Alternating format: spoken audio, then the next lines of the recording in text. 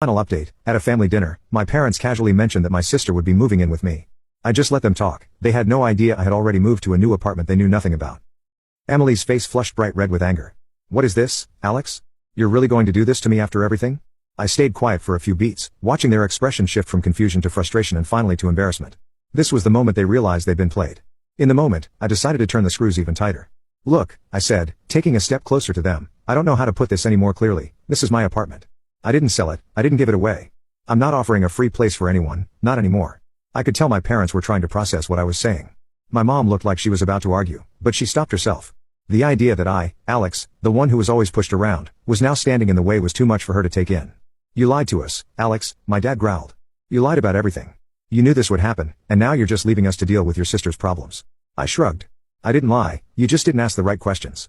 Emily stepped forward, now with her hands on her hips, glaring at me. You're not even a real brother. I'm family, Alex. You're just going to throw me out like this?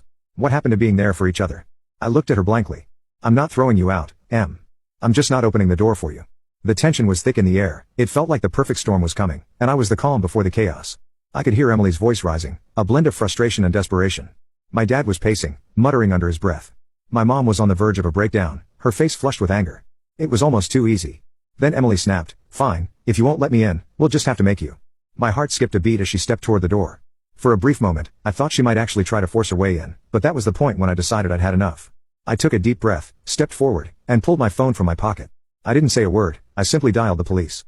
Hello, I said, keeping my voice steady and calm. I need to report trespassing. My parents and Emily stopped dead in their tracks, their faces going pale as they realized what I was doing. I didn't take my eyes off them as I spoke to the operator calmly, explaining the situation. I've asked my family to leave, I said, keeping my voice even. But they're refusing. They're trying to move into my apartment without permission, and I feel unsafe. I glanced at Emily, watching her face twist with anger and disbelief. My mom had gone completely silent, and my dad looked like he was trying to figure out how to save face. This is going to end badly for you, Emily muttered, her voice venomous. I smiled a little. We'll see about that, I said steadily.